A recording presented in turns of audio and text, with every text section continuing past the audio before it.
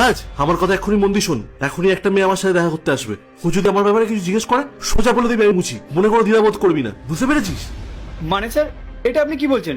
আমি আপনার সামান্য ড্রাইভার, আর আমি আপনাকে কি করে মুচির পরিচয় দিতে পারি? যতটুকু বলা হয়েছে ততটুকুই করবি, বুঝতে পেরেছিস? আর শোন, মুখ থেকে যেন একটাও বাড়তি কথা না বেরোয়, বুঝতে পারলি? কিন্তু আপনি তো আমার মালিক, আর আপনাকে আমার মুচি বলতে খারাপ লাগবে। অন্তত কারণটা তো বলুন যে আপনি এমন কেন করছেন, কেন এমন ছদ্মবেশ?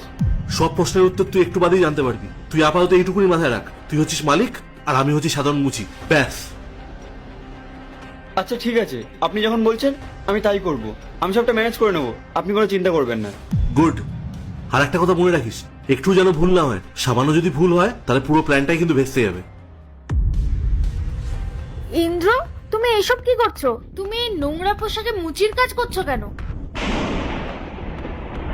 স্নেহা, আসলে এটাই আমার আসল কাজ। আমি একজন সাধারণ মুচি। মানে তুমি যে বলেছিলে তোমার একটা বড় কোম্পানি আছে, তার মানে তুমি এতদিন ধরে আমাকে মিথ্যে পরিচয় দিয়ে ঠকাচ্ছ? না স্নেহা, আমি একদমই মিথ্যে বলিনি।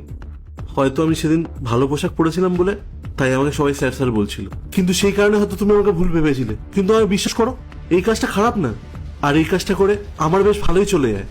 আচ্ছা, তুমি কি